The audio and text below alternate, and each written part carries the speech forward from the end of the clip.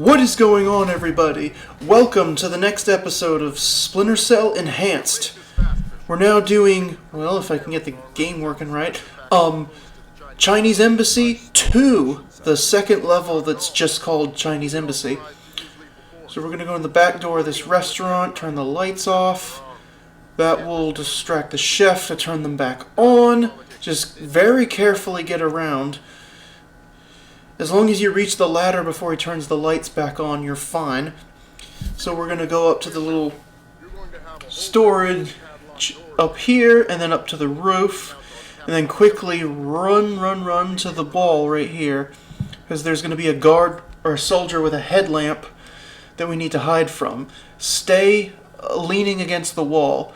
What you'll see me do is get off the wall and I'm going to be in just the wrong spot where he could see me, as you'll see in just a second. Don't do that. Just stay against the wall. We need him to turn and start walking away from us so that we can quickly get around him and proceed. Just like that. And we're going to go to this balcony over here and climb the drain pipe right there, or whatever that is. Yeah. And we'll zip line to the embassy. So this should look familiar. This is the same courtyard where we eavesdropped on Kong Farong just 2 levels ago. But now we're actually going inside the embassy itself, unlike the previous level with this same name. So I think that's actually Kong Farong right there. And to think we could, well, I'm assuming the windows are locked from the inside probably, but to think, just imagine if they weren't. We could have just jumped down, opened one of these windows, and grabbed Farong right away. It would have made this mission so much shorter and a hell of a lot easier. Anyways, drop down once you're here so that you can climb here. And then this little vent hatch will take us onwards. So next thing's next. You can get the med kit if you want to, but it's not really necessary.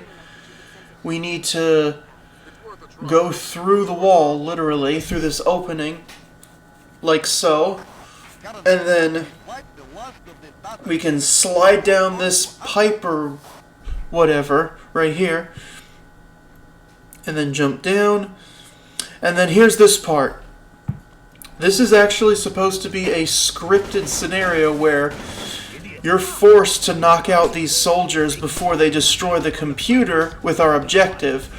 But if you shoot out that light from around the corner like I did, you can quickly sneak your way to the next room, get to the computer,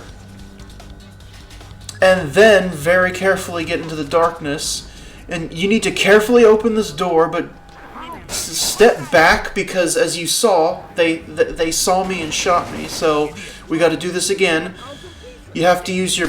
Unfortunately, you have to use your pistol when you're aiming behind cover, so it may take you a few shots, but just shoot the light out, and then kind of quickly but carefully sneak your way to the next room, get to the computer to get the objective, get back into shadow, and then very carefully open this door and step back so that you can shoot that light out. Enter the room so that you're still in shadow. Go ahead and shoot another light out just to be extra safe, but the door should close itself by this point. So yes, you can get past that part without even touching those guys. In the vanilla game, it was possible to do that, but the combat music doesn't stop. So clearly, the team behind Enhanced Splinter Cell knew this is possible, probably from Center Strain 01's video. Special thanks to him for showing me that, by the way. But obviously the Splinter Cell Enhanced team knew that this was possible, so they fixed it so that the combat music stops if you pull it off. So the next thing to do, I learned the hard way right here that you can't whistle during dialogue, which sucks, but you want to turn the lights off in this little room and then do a whistle to distract this guy. I'm doing it wrong. We actually need to trail that guy, the guy without the hat, to where he's going, and then hide in the corner of the wall so that we can avoid him. So I didn't do this right. I will be doing it right next time, though. Because even though there's a bright-ass light on the wall right there, the game actually says that you're hidden in shadow. Which doesn't make sense, but you know what? I'll take it. It works to our advantage. So, turn the light out, whistle. That guard will not come in here, or at least I've never had... Sorry. I've never had it where he came in here. He should be progressing forward where we need to go. Stay against the wall, and despite the bright light, you are hidden in shadow. And then get into this corner right here. You should be hidden from this guy, especially if you're up against the wall like I am. Once it's safe to do so, we will proceed onwards. We're going to cut through here. So this next room that's dark, we need to tiptoe through because there's broken glass on the floor. So just walk through it very slowly. And then once we reach this next door, we're going to optic cable the door so that we can spy on the colonel and the soldier that's about to go through the next door. Because we need to move once they're gone. And I'm sure I've pointed this out 100 times already, but just like lockpicking, using the optic cable is now in the action menu, just like it was in the PS2/GameCube releases of this game, and of course in Pandora Tomorrow. As soon as the soldier moves, we can start moving. If you're quick enough, you can get to the door before it closes, and then you don't have to use the keypad to open it, because in this level you don't have any keypad codes. In order to figure it out, you have to use your thermal vision while touching the keypad, and then hit the keypad numbers from the smallest fingerprint to the largest fingerprint, indicating which one's oldest and which one's newest. So I used the wrong weapon here. Do not shoot that light out with the SC-20K. You will get compromised. You want your pistol. And you're going to have to do this quickly. So shoot this light out with your pistol, and what you need to do is switch to your SC-20K, and we need to shoot out every single light that's along this this pipe on the ceiling that we're going to cross over with. So not only do you want to shoot out these spotlights that are on this thing here, you also want to shoot out the big chandelier in this room, and the lights that are at the retinal scanner locked door at the other end of the room. So here I almost get it right. So shoot that out with your pistol, get your SC-20K, and shoot out all these spotlights. There's 4. And then don't forget to shoot out that light at the other end of the room. And don't forget to shoot out the big chandelier. I forgot to do it. And I learned that by nearly getting spotted right here, where the chandelier kind of illuminated me. So quickly shoot that out. If you forgot like I did, you could redeem yourself. And here's another thing I learned from Sinner Strain 01's video on this level. And I made a grave mistake there by dropping down because I forgot. I'm not playing Pandora or Chaos Theory. I need to hit crouch to get up on the pipe higher. With all this darkness, now it's possible this colonel might get suspicious of the destroyed light, but as long as everything goes correctly, he'll investigate it for a second, and then he'll go back to his scripting where he uses the retinal scanner. As soon as you hear the sound effects of the retinal scanner, drop down, but drop down standing up so that you make noise. This will, since it's dark and they can't see you, I got lucky there. It's better not to move. This should distract them so that they'll go away and then you can enter the room while the door is open. Because as soon as he touches the retinal scanner and starts using it, the door is still going to act like the guy is on the scanner using it. And then him immediately stopping using the scanner doesn't cancel out the door's process of opening. Although I do think you do need to get close to the door before it closes again, so that you can... Because one time I had a problem where the door closed and then it wouldn't reopen for me. So if you can, carefully get close to the door. If you saw what I did, that I got pretty damn close to that kernel, but thankfully I did manage to avoid him seeing me. Okay, this is the part where things get annoying. What you want to do is, as soon as you go through the circle column thing, you want to roll to the water. And then the correct way to do this, that I've found to be consistent, is roll in here, and then once you're here, you want to use your pistol to do a gunshot distraction somewhere to make that other guy turn around. Eventually I'll get it, but I was just trying to do this in a way where I didn't have to do it, but you definitely want to do the gunshot distraction. I'll get it at some point, but first enjoy my failed takes. This just shows you that as I recorded this, I was a little bit out of practice, but that's just the problem with trying to ghost the first Splinter Cell, is that there's so much inconsistency that if you got to be prepared for your techniques to not work, and you got to be able to improvise a new one on the spot. It really requires a good understanding of this game. But I think I get it here soon.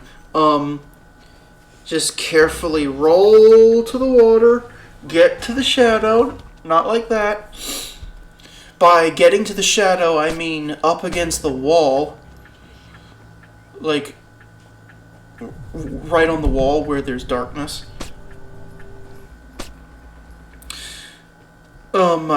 This might be it right here.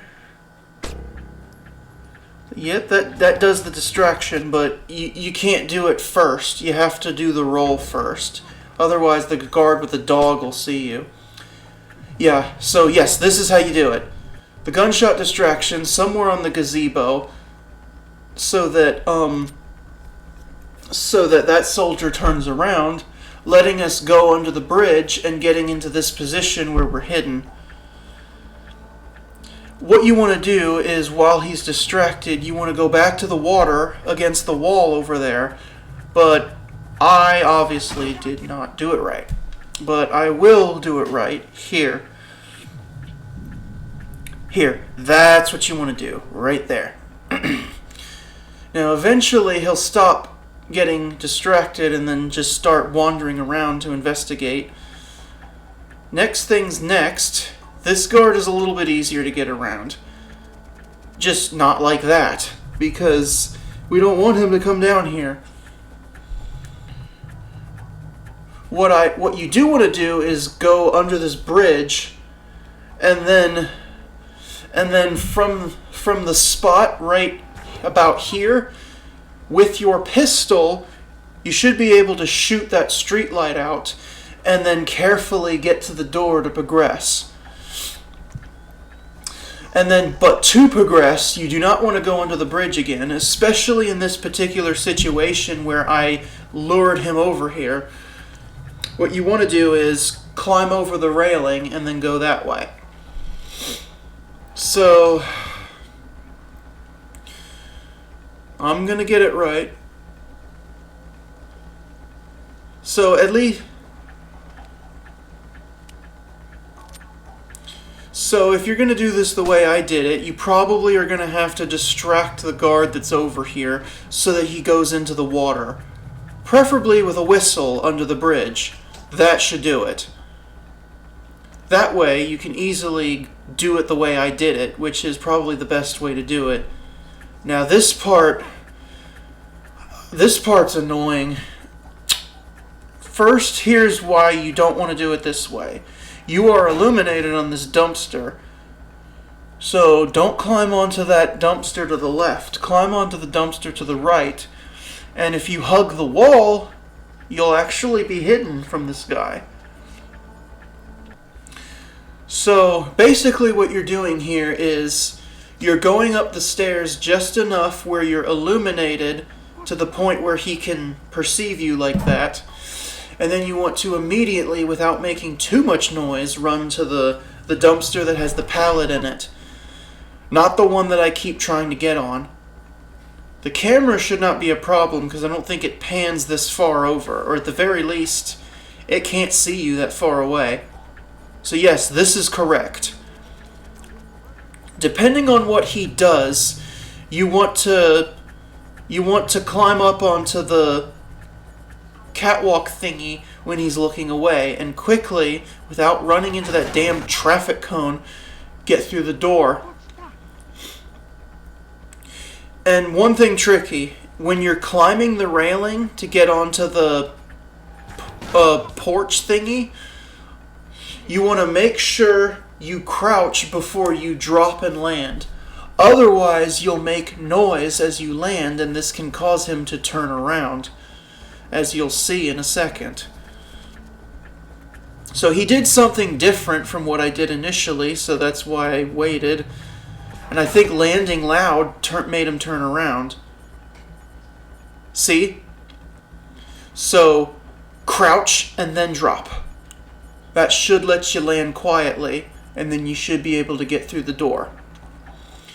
Now this next part is really easy. There's only one guy in here. The only thing even remotely tricky is, this is if you've done everything the way I do it, this is the first door where you should have to use your thermal vision to anticipate the door code. Now, if you're really fast, you could get through before the door closes, but I just do it this way, just so I can show off how to solve the door codes with thermal. So now this is another annoying part. You need a diversion camera. Stand in this corner, launch the camera into the corner, and trigger the noise. It should distract this colonel so that you can get by, and then very quickly turn the lights off in this room so that you can go this way in shadow. Roll through the light, and this camera right here shouldn't see you as long as you did it right. With your pistol, shoot the camera, and then climb this box, and then climb onto the top of this box mountain. And then as long as no one in the room is looking at this bridge, without making too much noise, run across. What I did was wrong.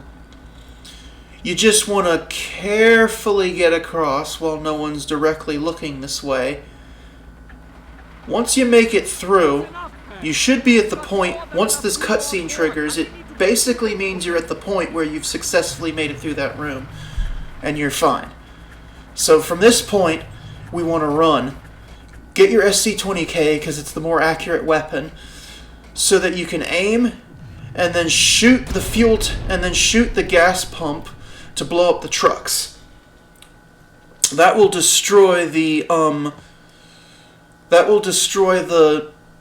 bomb components that Farong is going to use his nuclear waste for. The nuclear waste that we would have seen in the nuclear power plant level if it wasn't cut from the final game, but I digress. Anyways, after blowing up the trucks, the hatch and the floor is our way forward, and then we're going to want to do a careful sneak run behind this guy. Eventually he'll stop, and then you'll want to use one of these little dark corners to the right to hide, so that he can turn around and get around us. Right here. So let this first guy turn around, and we're going to be trailing this other guy that just walked in towards Farong's office. So again, do the careful sneak run that doesn't make too much noise. If you trail behind this guy fast enough, you should be able to avoid using some of these keypads. Like this one, for example, is pretty easy to catch up with him on. So let him enter the elevator, and then do not get spotted, obviously. And if you're really fast like I am, you're going to have to let him go up in the elevator, and then you have to wait till it stops and he gets out to call it back down here. So eventually, you'll be able to call the elevator back down here, and we can continue. So let the elevator come. Let's take it up. And then should be 2 more keypads that we have to anticipate with using thermal to see the fingerprints. But if you watch what I do, you can kind of see how to do it. Just the fingerprint that's faded the most is the first digit, and then the fingerprint that is the brightest is the last digit. Yeah, just like that. Now we'll enter Farong's office, and we're going to have to confront him, and then quickly we want to, before he, well, he's like drunk, I think, before he can, it takes him 1,000 years to finally start shooting us, but you do want to grab him before he starts shooting us. You don't have to interrogate him if you don't want to, but I like doing interrogations. Especially in these walkthroughs where I'm trying to ghost the game as much as possible. So we'll just go ahead and talk to Mr. Farong here. Whenever you're ready, take him to the computer, and then you'll have to force him to upload all his incriminating evidence, which separates him from the Chinese government, proving that China is not sanctioning his actions and his collaboration with Nicolads in Georgia.